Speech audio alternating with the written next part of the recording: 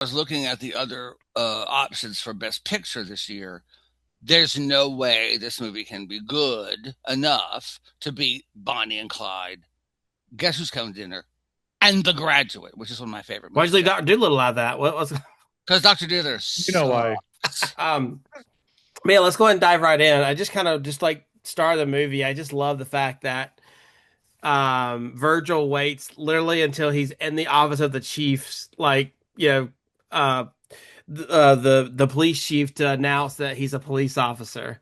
I just love that so much. Like me, I would have been spilling the beans instantly. Here's everything. Like I would just been. I would never be able to keep my cool like that guy. But did you guys Apparently, like? Sidney Poitier was like, it wasn't in the book, it wasn't in that. So he like they put that in the movie, and he said, "I get to slap him back, and it gets to be, it has to be shown that exact way for every movie Yeah. showing. Like it can't be edited. You can't edit it different for the South or something like that."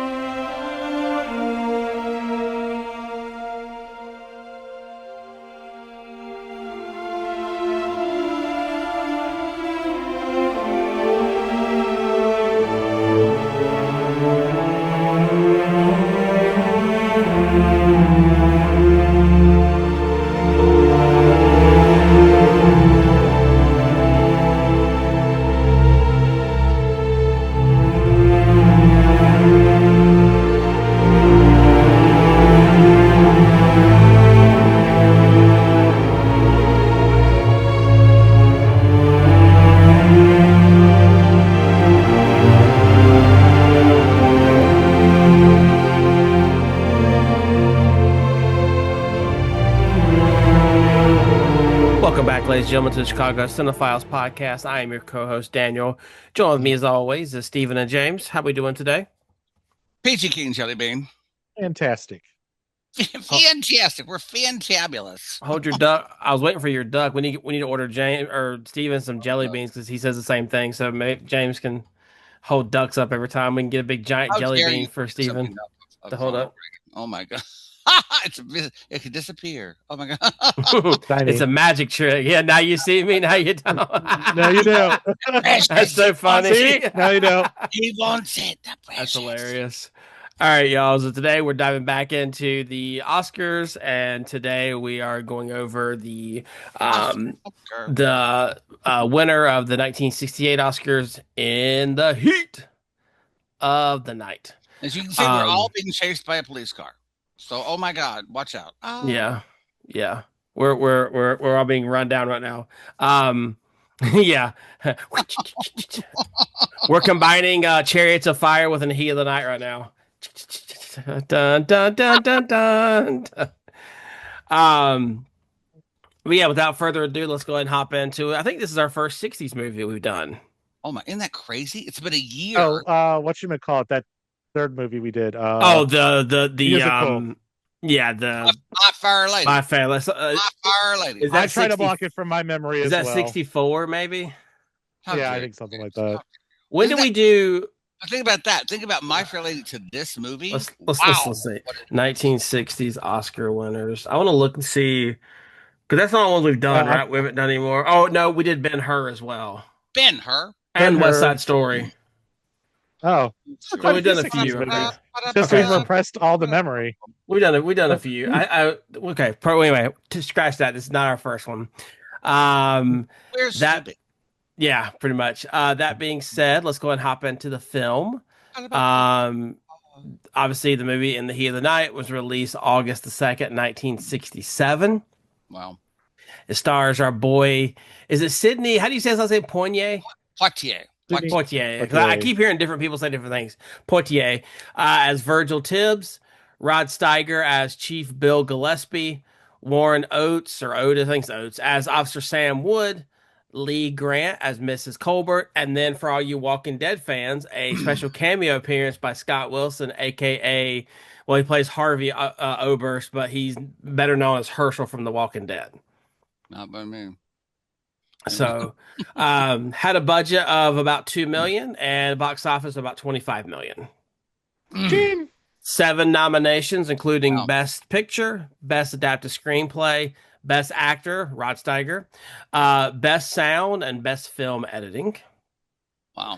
Some little fun facts here that I have is Quincy Jones produced the music, and the title song performed by Ray Charles was nominated for a Grammy. All right. The song is fantastic. If you can't get yeah. enough of it in the movie because it kind of goes in and out, it's fantastic. Highly recommend it. 2002, it was selected by the Library of Congress for preservation. And then AFI ranks the saying They Call Me Mr. Tibbs as the number 16 movie or 16 of all time in their 100 years, 100 quotes list. And it also appears on the AFI top 100 movie list of all time. So it's kind of cool that it hits multiple lists. Mm-hmm. That's kind of, that's pretty cool, honestly. I feel like the saying is more famous in the movie. It's the delivery. It is, yeah. Call me Mr. Tibbs. But without further ado, we're going to have Steven give us a summary of the movie, and then we'll hop in. So, Steven, take it away. Okay. In the Heat of the Night is an intense crime drama set in Sparta, Mississippi, a small, racially divided southern town. When a wealthy industrialist from Chicago who is in Sparta building a new factory is murdered, local police arrest a black man named Virgil Tibbs, who is passing through Sparta, waiting on a train to take him back home to Philadelphia. But when Sparta's police chief, Bill Gillespie, discovers that Tibbs is actually a skilled homicide detective, Tibbs's police chief tells Tibbs to stay in Sparta and help their police solve the case. Reluctantly, Tibbs agrees, facing open hostility and racism from the townspeople and police. As Tibbs methodically uncovers the truth, Gillespie begins to respect Tibbs's intelligence and professionalism. The investigation exposes prejudice, hypocrisy, and corruption while building an uneasy partnership between the two men. The film blends a gripping murder mystery with a powerful exploration of racial tension, highlighted by Tibbs's quiet dignity and the iconic line, "They call me Mr. Tibbs." I love it. No, I love it too. Awesome. So before we hop into it, we usually go over kind of what was going on during that time period, because sometimes real life can sway the Oscars, obviously. So we like to kind of go over that. So a lot happened this year, so buckle up. You think for the 60s, not much happens in the 60s, right? Yeah, it's very quiet decade. So this is 67. In January, Jack Ruby dies before his second trial of blood clot. Wow. Suspicious? Don't be suspicious. Yeah. In January, LBJ asked for more funding for the Vietnam War. In January, also the Packers beat the Chiefs in the first ever Super Bowl. Wow. In February, Robert Oppenheimer dies, which we'll eventually get to that movie as well, so I want to put that in there.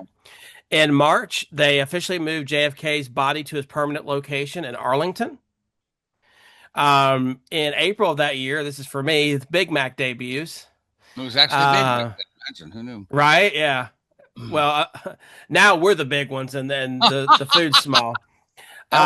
In June, the Beatles released their album Sgt. Pepper's Lonely Hearts Club Band. In August, Thurgood Marshall confirmed as Supreme Court Justice, becoming the first African-American Supreme Court Justice. Thought that was fitting considering what this movie's about. Yeah.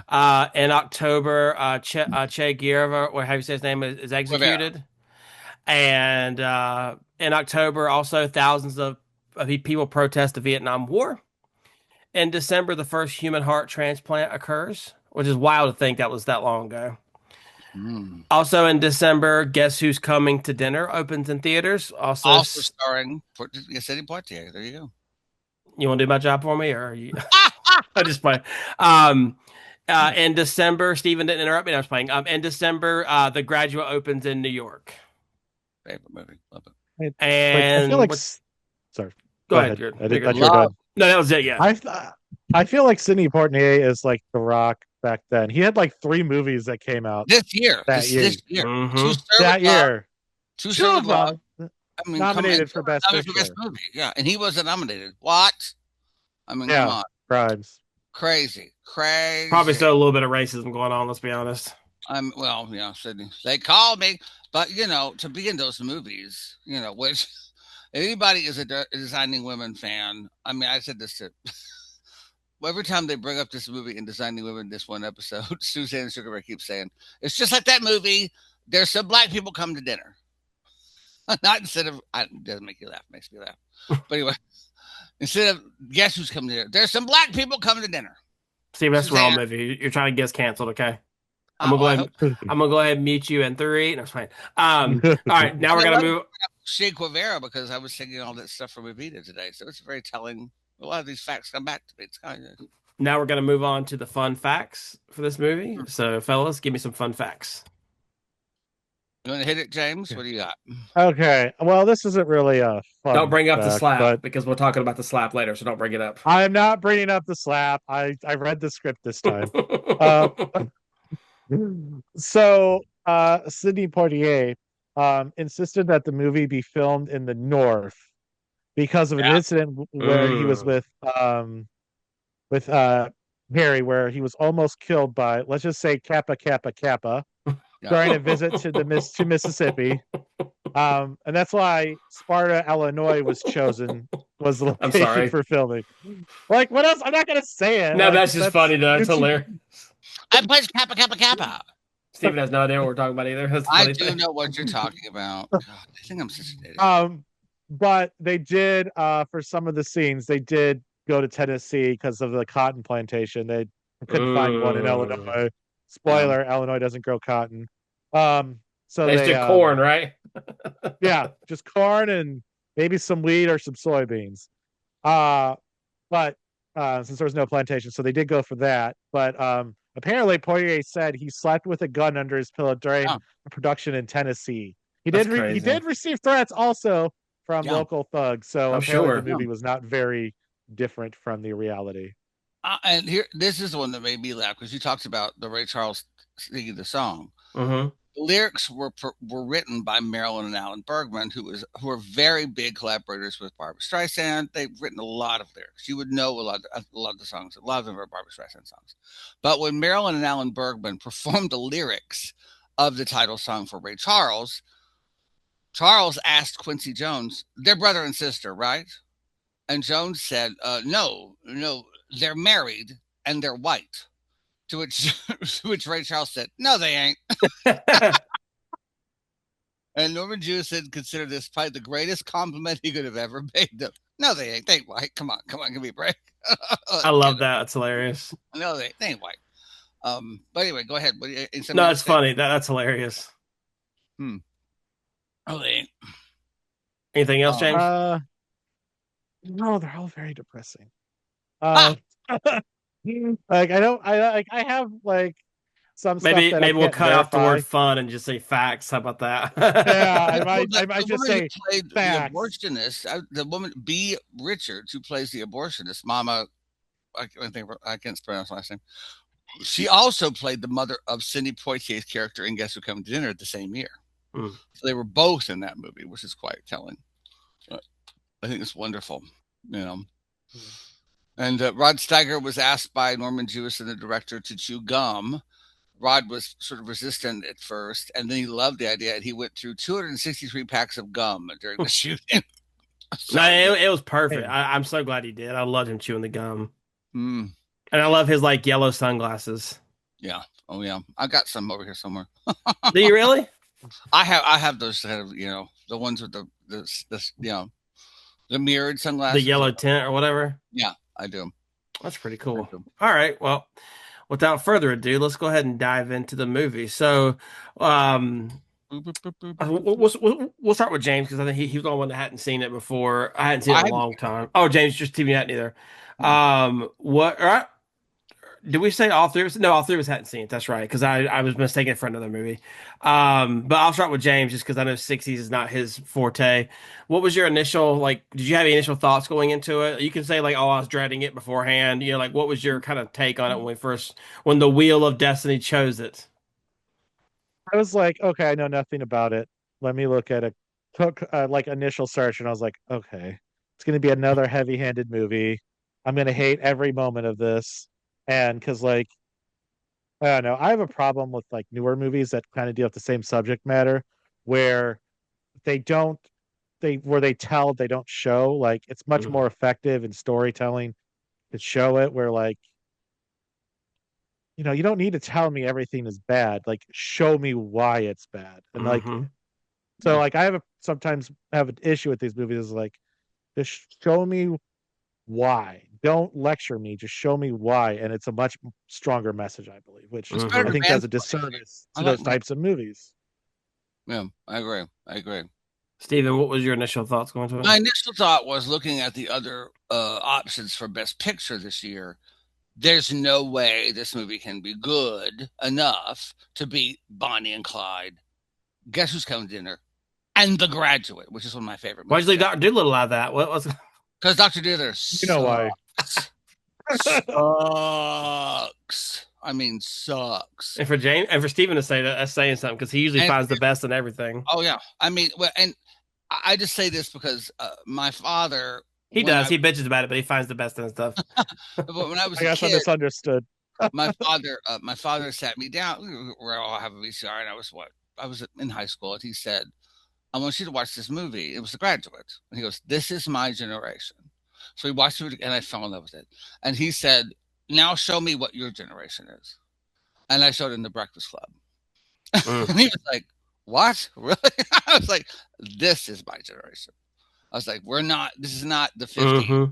and the '60s in high school. This is what it's like right now." Mm. And he was shocked by it, But I just have this love of The Graduate, so it's hard for me to say this movie would be as good when I started to watch this. Like, this is not going to impress me. So The only I'm thing gonna. I knew was this famous scene, but I thought it was from the sequel, so I didn't want to make a fool of myself and say it. And then I recognized the TV show because I think my dad or grandmother used to watch it or whatever, like, which is not that popular of a show, but still, like, I My remember mother. hearing like that harmonica, like the theme Yeah. song it's very similar, like funky, soulful type deal. But so it's kind of cool. One of the rare things where none of us had seen it, so that's exciting. Um, Man, let's go ahead and dive right in. I just kind of just like start the movie. I just love the fact that Virgil waits literally until he's in the office of the chief's, like, uh the police chief to announce that he's a police officer. I just love that so much. Like me, I would have been spilling the beans instantly. Here's everything. Like I would just been, I would never be able to keep my cool like that guy. But did you guys like?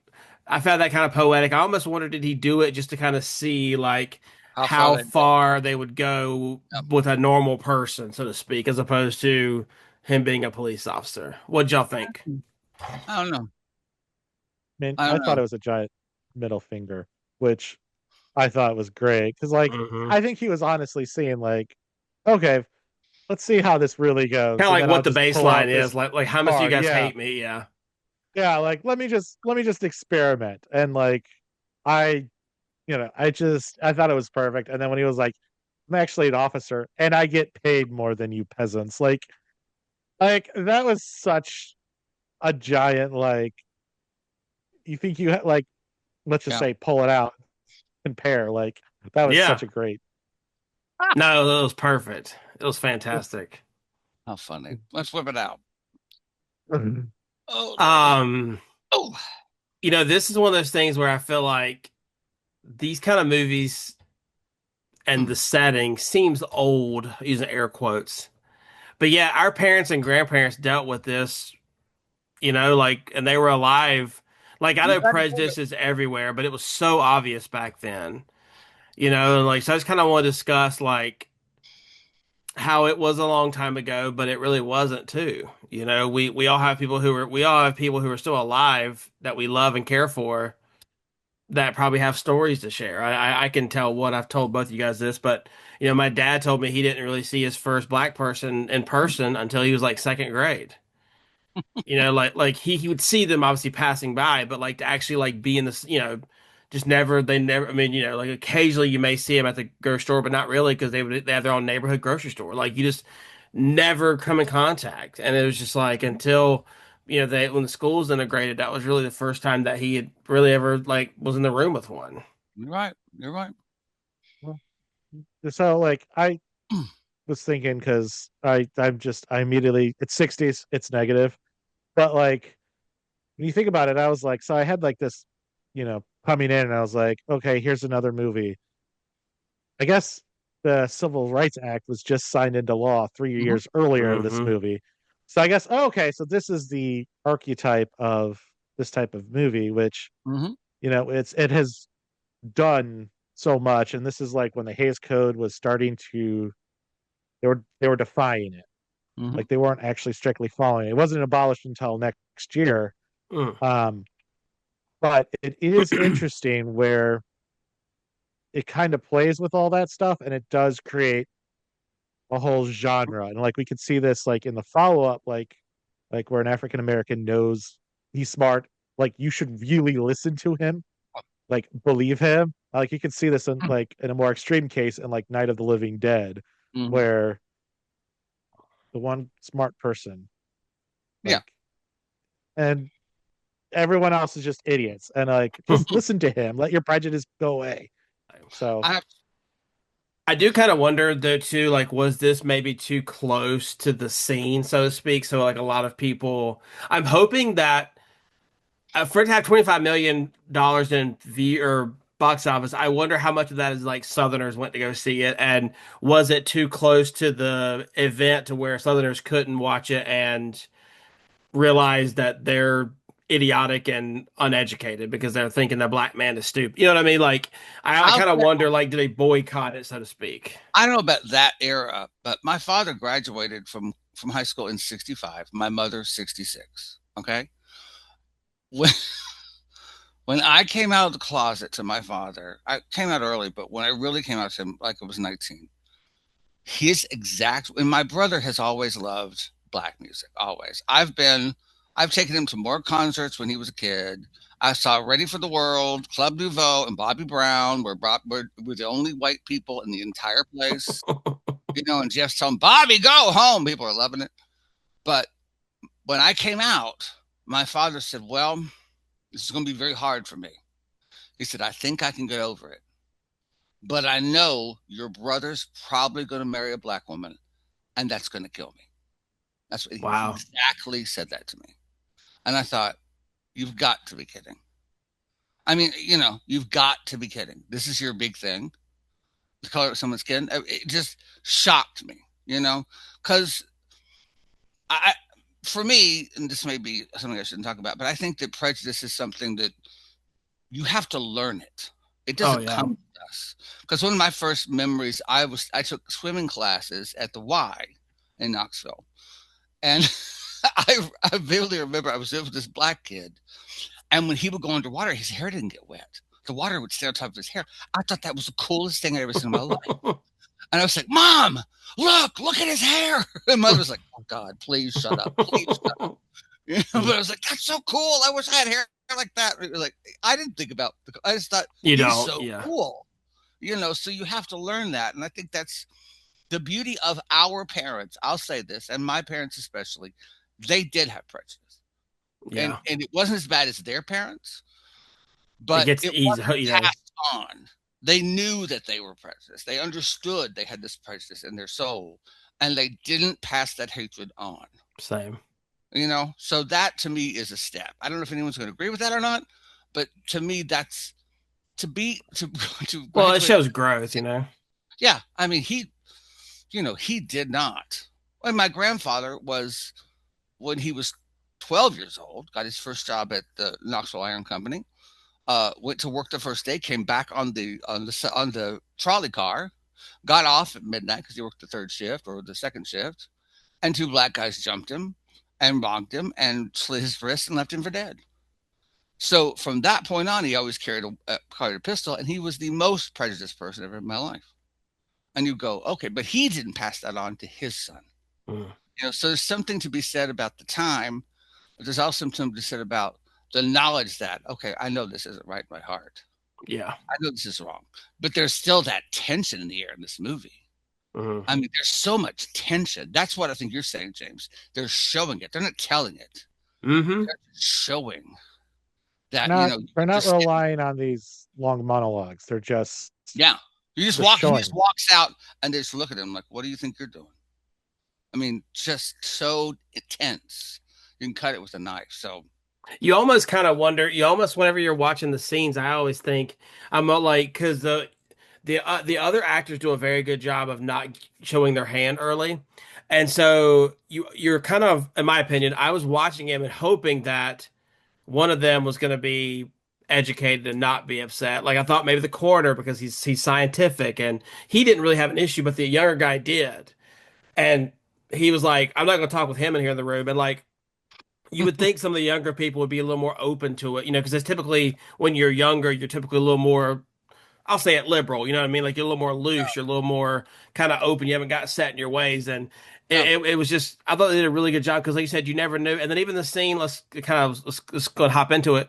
The slap scene, I didn't know how that man was going to handle because he didn't he didn't instantly show that he was going to be, like hatred to him. He like kind of, you could sort of see it, but he didn't like, what's he Like doing here? Like his instantly, whole you know what I speech mean? his speech says it all. You have to take care of these. They have to be. Well, once he started talking, then you knew, obviously. But You're at like, first, like what? he was showing that he like was interested because the guy because he knew about hibiscus or orchids or whatever it was. Like I really thought at first maybe he wasn't what he thought he was. That's why I found him to be horribly frightening. Is Mm. when his speech was like, "That's like you people. You have to be nurtured because you don't understand." That's when I went, "Whoa, this guy really hates black Yeah, people." yeah. It To felt his like Get Out, kind of like the family in Get Out. Yeah, it was James like, knows them. Like, it's like where they like oh literally like they auction them off. It's like crazy. yeah, But yeah, crazy. James, what do So you think? We've been yapping. What do you think? Well, I don't know, it's kind of hard. What do you Like think about the slap? I the should sl- say. the, the slap. Okay. Well, you know, so apparently the slap, like, well, I didn't do the fun fact because yeah, I Yeah. thought I saw it in the script, but apparently, Sidney Poitier was like, it wasn't in the book, it wasn't in that. So he like they put that in the movie, and he said, I get to slap him back, and it has to be shown that exact way for every movie yeah. showing. Like it can't be Can't edited. You can't edit it different for the South or something like that, which I think is effective. And they thought like people were going to protest Oh this yeah. movie, but supposedly they didn't really get that much protesting. They did some precautions, but so like no one like rose up against the movie. But that slap, like him being like challenged and like he didn't know what to I do. He was just I had completely no stunned. idea. Like, how Mhm. dare you be as race The as actor how played a dare good you job too of looking shocked. Yeah. yeah, like But how dare you not let me be a racist person unchallenged? Like, And you how just dare made me you? think of this, James. The first interracial kiss on television is that Star Trek episode, Plato's Children, season 3, episode 10, November 22nd, 1968, a year later. Wow. And they still tried. And I think the great thing about it was that Shatner knew they'll cut this out in the South. So he made moves in the camera so they couldn't cut the Love kiss. it. Well, So I he knew if I also look up love like this, they'll never cut the kiss. we're going on a Star Trek sidetrack because we never get to do it. But Ah, like my favorite thing is like they were originally gonna have I forget what their names are, but Shatner wasn't originally supposed to do it. And mhm. he said, if anyone's gonna kiss her, I'm going to I'm kiss gonna her. kiss her. Like that was his quote. I Like, love it. yeah, like no. No one else gets this part. Like this, I want to be this. And I Like, love that. Going off on another tangent, Nichelle Nichols wanted to not leave Star Trek after the first season. Well, really in the middle of the first season, and she went to some event where she was being honored. She was going to go to Broadway, and they said, "There's a Trekker here who wants to meet you." She's like, "Oh, another one of these nerds, whatever." And it was Martin Luther King Jr. And he met her and said, "This is the only program we let our children watch because you're fourth in command of this starship. You're fourth in command. It shows people of our race in positions where they're in power." And she said, "Well, I'm leaving the show." And he went, "You can't do that. You can't do that." He said, "No, you can't. You can't leave. You're standing up for our people every week. You can't leave." So that's why she stayed with the series. Mm. When Martin Luther King says you can't leave, you can't leave. And that to me is just fascinating. That we have we have a lot of instances where people are bucking the system, including this movie. Because you're right, they had to prove to the studio this movie could make money if it didn't run in the South. Mm. Producers had to prove, and they did some like really kind of shady accounting to show it could, which it eventually did. But they thought it was going to be banned in the South. They really did. Wait, you're telling me Hollywood has shady accounting practices? No. I know, is it crazy? It's crazy, isn't it? No, not I Hollywood. think something that Well, gets. I never.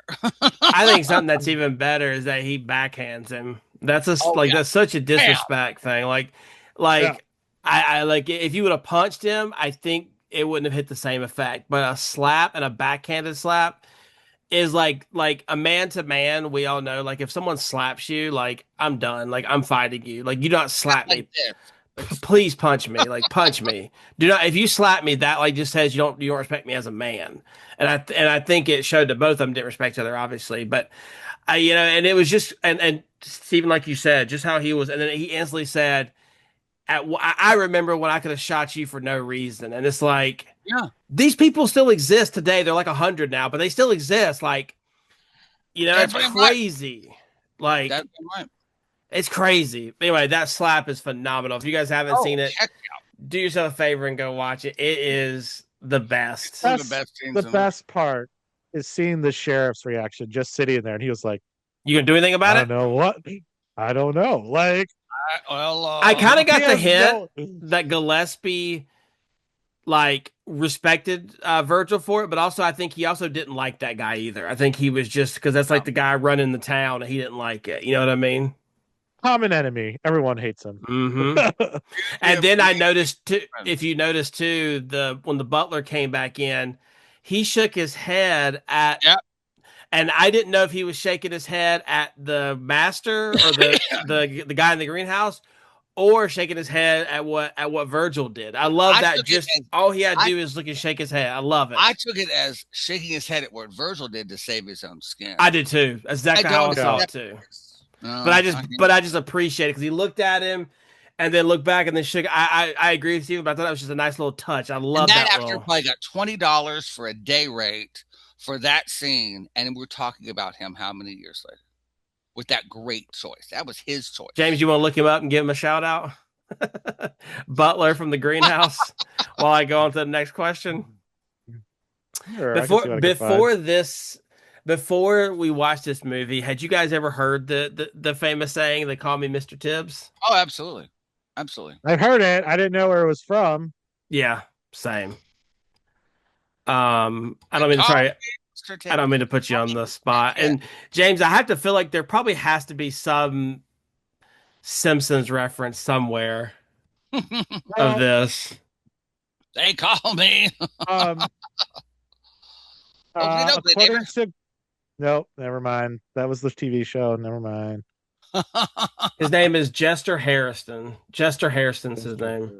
I got So a day rate of $20. let's give him a shout out. Yes. Give the man a shout out. Choice. Those are choices that actors make in the moment that stick with us. I mean, we need to understand that those are actor choices. I was trying to see if he was in anything else, but I don't really. But yeah, no, just give him a damn bird from you can't take it with you. He's probably got more credits than he does. That damn bird. Give me a break. Well, it's a raven. What do you expect? It's a raven. I don't care. That's trained. It has more. It has more quotes than That's So Raven. It really does. All right. So, do you guys think this movie was more okay? So, me being the murder mystery sleuth in the group, I don't know if you guys care about it. Do you guys think this movie was more effective as a murder mystery or as a racial drama? Both. That's not the question. No, I was playing. I think both. I really do. I think it succeeds as both. I don't think it's good. It's better as one or the other. I like them as both. Oh, I have strong opinions. James, go ahead. So I'm on the Steven side. Like I think it's both because if you have a racial drama without anything else, like then it becomes preachy. Yeah. And then, but if you have the murder mystery in there, that adds depth to the story, and then you can overlay what you're actually trying to say in the movie. And it's a common storytelling As practice. you're trying to figure out who it was, you see the prejudices and the short sightedness in both characters. Gillespie finds somebody that fits to be Mm, okay. I can put this on this runaway. Boom, we're done. It's over. And Tibbs goes, I tried to finger this because I wanted him to be guilty of mm. this. I wanted the owner of that plantation to be guilty of it. But then he realizes, no, it's not. That was me being short sighted. That's also his prejudice in this. I like that. I didn't think about that. That's a good point. It's Yeah, they're sort of not being able to see the truth because of how they because of their own prejudice. I like, it's a movie with lots of layers. I Amen. appreciate that. I appreciate y'all's input. That makes me rethink it. I still want to go with my gut instinct, but I do think it. I think it's more impactful as a racial drama Hmm. because the murder mystery is kind of bad. Like, let's be honest. Like, it's not very good. Like, it's a side to me. It's a sidebar of the movie, which is kind of what obviously like. I think to me, it's the racial drama is the Did you forefront. know who did it? Had you Huh? figured out? Had you figured out who did it before they told you? Yeah, I knew it was him whenever they were driving off and he looked out the window. The when they scanned back to the thing and the guy looked out the window. I'm like, why is he looking out the window? Or You've watched way too look many out the episodes. front door. You've watched way too many episodes of Murder She Wrote. That's all I'm Oh, saying. 100%. But I'm saying, but like to me, but even if I didn't know who it was, I don't know. I think this movie won the Oscar because of the racial drama, not because of the murder mystery I plot. get It's not some Agatha Christie fantastic murder mystery. It's, you Oh know what I no, mean? I didn't say it's a great murder mystery, but I don't think you could have one without who's the out the other. other.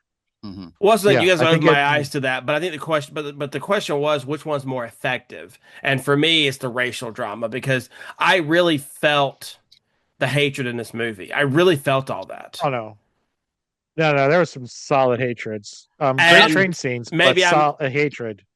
maybe I'm just numb, but like mm, I've murder mysteries, like okay, well, dime a dozen, but no, the racial drama for me was pretty intense, but. You guys did open my eyes, so I appreciate that. It makes sense, like you said, you got to have one without the other. So I do kind of see that, and like you said, him doing the police work because people don't like police officers to begin with, white or black, typically. oh, Not always, but and then on top of that, now you're saying a black man is questioning a white person. oh How God. dare you? You know what I mean? So I can see Oh what God. I kind of see what you guys are saying now, where that the murder mystery pushes the racial drama. So I appreciate y'all showing me that. That's a good insight. Um, I'm gonna try not to get canceled with my next question. Okay, good. Because actually, Yeah, good luck. I was going to say this. I felt the heat and the stickiness. I mean, just that opening shot of the fly in the cake, and you're like, "What?" Mm, and and I'll say this: I've never seen so many breasts and not breasts in my life. Like those were some really. That was a very sexual thing when he's driving. I knew immediately what was happening. I was like, oh, there's somebody I showing did up. too, yeah. But I didn't know that she was getting off to it though until Oh, later, later on. I've been the girl in the window quite a few times. Let's just say that, and you do enjoy it. I mean, I'm just saying, Did your boobs look that good? I did. And without a bra at that time, thank you very much. They were standing up, they were perky, they were happy, and now they're behind me on the couch.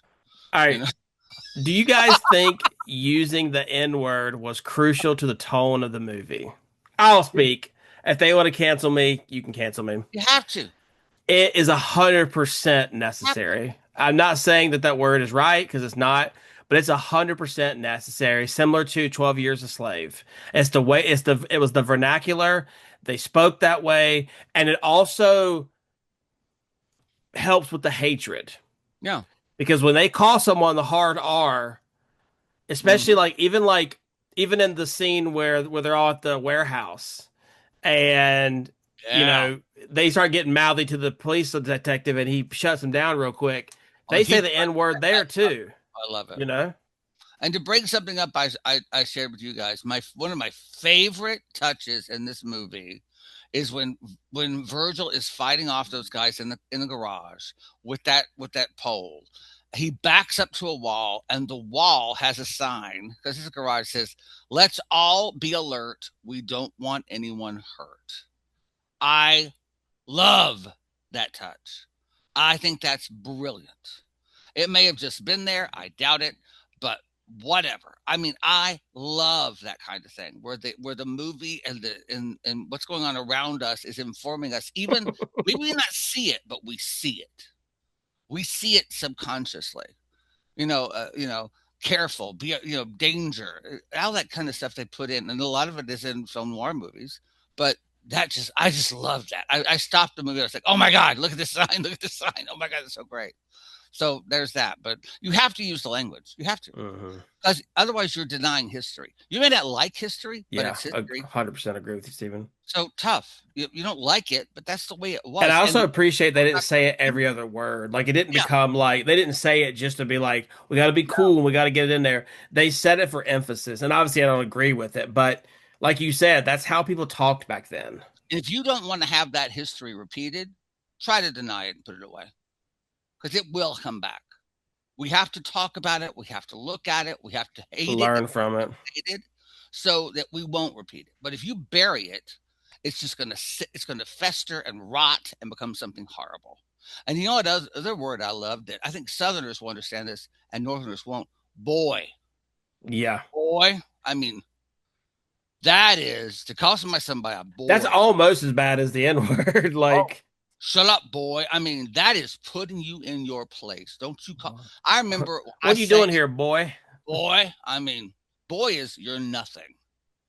My I sang at this thing in Tennessee, and my father worked for this radio station, and they had to have somebody. I have to say this, so they had to have someone. This is when the raisins were doing. I heard it through the grapevine, so I was dressed as a raisin, singing "Heard It Through the Grapevine" at this freaking barbecue thing, and I had to do it over and over and over, whatever. So, but there was a recording of me singing the song that I wanted. I want to hear it myself. They made a tape of it, and you know what it said on it? Jim's boy. Wasn't my name, Jim's boy. I was like, I don't even have a name anymore. Seriously, I'm just Jim's boy. But boy, you're right. It's How just old were you though? I was like 19. Oh, okay, so it wasn't like you were like 7. What, Okay. 12? I was like, what? So I It was makes like, it even more worse that Gillespie says "N boy" whenever he says oh his name is Virgil. He says that's a funny name for an N boy. It's like so yeah. you're hitting him with the double like Well, I mean, I don't know if why that's yada. yeah, boy. So you better shut your mouth, boy. I mean, I can hear people saying that. So Yeah, same. mm, I agree. It's had to be in there. Anything else, James? No, I didn't realize boy had that kind of connotation Oh as much heck as yeah! Yeah, it's in the very South, because It's I, just I like don't. saying bless your well. It's heart just the and way they know what say it. you Like mean. if you said, How you doing, boy? where's your little boy at? Sure, but when you say, what are you doing here, boy? Boy, I That doesn't mean, I guess sound it's I yeah, guess it's like tone and yeah. hmm. it's like saying All bless right. your heart, bless his So heart. James is not trying to get canceled. That's fine. Um, well then You you guys said it well. What can I add? yeah. I No, can't you're really good. add Yeah. anything. They used the word correctly, and they Mm-hmm. used it for emphasis. Like I can't really Yeah. sum Yeah. it It up wasn't better than you guys overdone did. by any means. Um. Okay. So then, do you guys think in the end? Do you think that Gillespie changed? I think he did slightly, did enough I to think he recognize it in himself, just slightly. yeah, I would agree. I don't think it's a momentous change. Like I think he did change a little bit, but he is still in the environment that supports that type of thinking. He's probably going to be like maybe not as actively seeking out to terrorize people, but like, maybe like, oh, I'll dial it back just a notch. I think it's the difference between tolerance and acceptance. He Mm, has stepped into tolerating something, it's a good way to put it. uh, but it's not accepting it at all. I mean, to me, I tolerate my tidy whities writing up. I don't tolerate other people. You know what I mean? I accept other people, but he can't get there. So this is just I know you're smarter than me. I know you got this. I will tolerate this person in my community. So it's a step forward, though. It's a step forward. Yeah, Steven, you made a good point. I like the way you put that. I think he did change because I don't know, man. Like maybe it's just me being ignorant, but I always tend to hope at least people in management positions I hope are smarter. Not always the case, No. but like but like compared to Officer Sam, I think he's less racist. Wouldn't you say? Yeah. Oh, I guess in So like, comparison like that. but here's the thing. I think that Gillespie, because in my opinion, Gillespie is not going to be the sheriff anymore because he's not going to get elected. Yeah. But he didn't have to keep like I think we gotta give Gillespie a little more credit than we do because he essentially lost everything by just being seen in public with this man and Mm, saying, "Yeah, he's with me. Answer these questions." mm, He didn't necessarily have to. I know they're trying to move the movie along, obviously. So of course he'll make that. But I got to give him a little credit. And then he shook his hand. yeah. That I think for he just that moment, yeah. considering that they drank out of separate water fountains 4 years earlier, that's a big accomplishment, in my Oh yeah. opinion. Oh yeah. I agree. Shaking a man's hand that you hated because of his race, like that's like an atheist and a Christian shaking hand. I mean, to me, I it's a think big deal. Gillespie is smart enough to know when someone is smarter than he is. Exactly. Thank you, Steve. That's a good way of putting it. Yeah. So he knows, okay, I need this man. He's like, I don't know murder like you do. And he does. So if I'm gonna solve this, but he also is saying, get the hell out of my town Right. when everybody's after him. Not I would say it's equal measure of get the hell out of my town before a race before a lynching happens, and get the hell out of my town before you get hurt. Yeah. Because I respect you, get out. I agree. I think he's looking out for him a little bit, but also You wants know, him to go because he wants his town to be quiet again. yeah, I mean, come on. Well, Come on. he didn't want his help. Basically the industrialists made him accept Yeah. help. And Hmm. and while we're on that subject, can I just say this? Bless I think this movie is blessed by Lee Grant. Blessed by Lee Grant. What an incredible actress. And what a loss we all have as film fans for the period of time when she was blacklisted. Watch her in this film, and you're like, that is some acting. That is the stuff. What we don't want to talk about is that she was also in Valley of the Dolls the same year, which is a really bad, so bad it's good movie. But Lee Grant, and she still is great in that movie. She still can work in that movie. I like other people, but Lee Grant, Lee Grant, Lee Grant. I just cannot get enough of this woman. I know y'all don't care, but what a Well, phenomenal. that's why we appreciate you here. You always find the random side character to Oh, fall in love with her, what? I mean, the minute I like didn't the know she lady was from yes, whatever from it is, Cimarron. From Cimarron. Cimarron. Thank you. Oh, but she just, or the woman in the background who rolls her eyes, and what is the one we watched? Oh God, I can't think of it. Where they throw the boyfriend out the window with the king throws. Oh my God! But Oh, Lee Grant, Lee Grant, Lee Grant, Lee Grant, Lee Grant. I mean, she's phenomenal in this movie. isn't it So kind of funny that she's named after the two generals from the Civil War? Lee, Robert E. Lee, and then Grant. But let's anyway, get that girl. enough That of girl's that. All famous right, too. let's move on to maybe controversial. Did deserve to win. I'm gonna start with Steven because he had some pretty strong words earlier with his love for The Graduate. So I want to hear his opinion because I The value his only opinion. reason I will say I still think The Graduate's a better movie. I think it's a better it's to me I because I'm prejudiced. I love this movie. I think it's funny. I think the movie takes a big turn near the middle half of it when it becomes this obsession with Benjamin Braddock to get his girlfriend. I mean, it's just a phenomenal film. That said, them giving the Oscar for best director to oh, gotta pull this name. What am I talking about? Oh my gosh. Them giving the Oscar for the best director to Mike Nichols for The Graduate, okay, I can give The Heat of the Night the best film.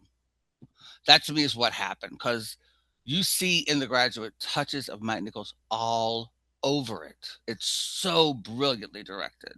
This film brilliantly directed as well. That's why when I started watching this, I was like, damn, it's a good movie.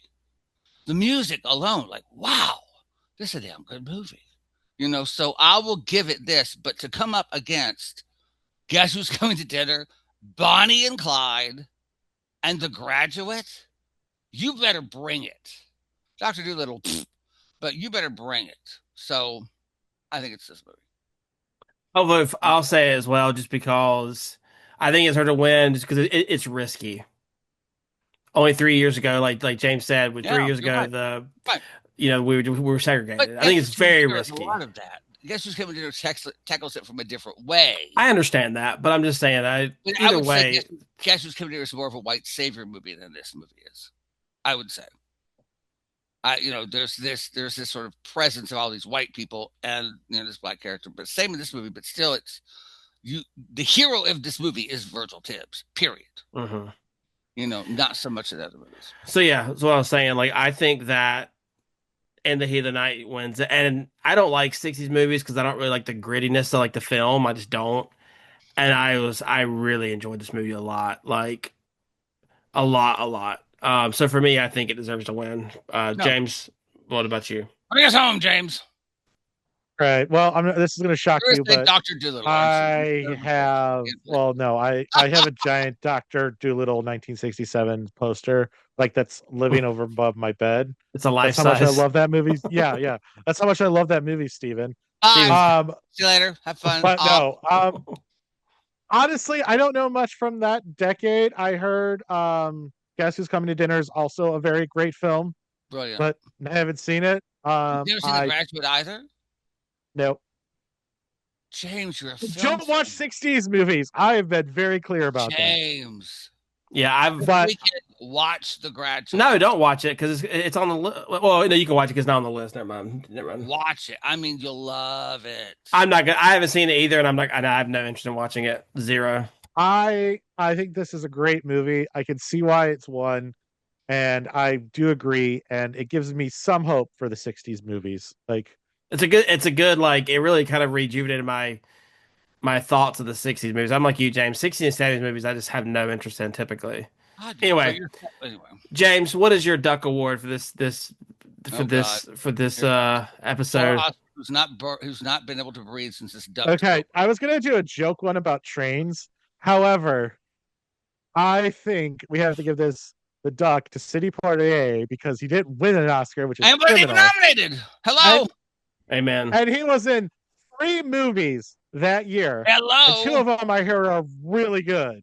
To serve with love. Yeah, no, I So agree. City I like Party that. gets the golden duck because like he deserves the Oscar. Actually, no. Here, I took the Oh scene my off. God. Yeah, He deserves Like, it. thank God. he gets the I can breathe. he gets the post what is it post memorial whatever he gets the award. So it's hats off to you, sir. Yeah. Alrighty, well that brings the end of our movie. Next week we're gonna watch all 11 hours of Lord of the Rings, so we can see Steven act out his how he really feels. Next week we are actually going to be doing one of our top 10 lists. I'll go ahead and spoil it for you guys. We're going to do Pixar. So you guys need to be you as the viewer need to be thinking about what your list would look like. I believe Toy Story is the first one technically. No, it's A Bug's Life's the first one. And then I don't know what's the most recent one. I don't know. Elo? Or no, It's one that's out like right now, I think. No, it's the ones that about the animals. Hopper. Hopper, Is it yeah, Hopper? yeah. James, check me on that. I'm pretty sure that A Bug's Life came out before Toy Story, or am I wrong? Tell me which one came out earlier. I think Toy Story. Is Toy Story the I first think Pixar? Bug's Life came out in 1998. Oh, it's supposed to come out in And Toy 95 then. Story. Yeah, so yeah, Yeah, Toy Story. 95. All right. But I think maybe they started working on Bug's Life. Somehow I knew, don't ask me how, but I feel like they were working on Bug's Life. Maybe, I don't know. But anyway, that's what we're going to be watching next week. So if you made it this far, please do consider liking, subscribing, and sharing. And we also have some other great lists that we got here below. We have our 2000s one check out. We also have a 1950s one to check out. And we also have some other great Oscar movies. So if you guys want to hop on, take a look at it. We have a couple other 60s movies as well. We've done West Side Story and Fire Lady. My Fire Lady. But anyway, without further ado, this is the Chicago Cinephiles Podcast. Signing out.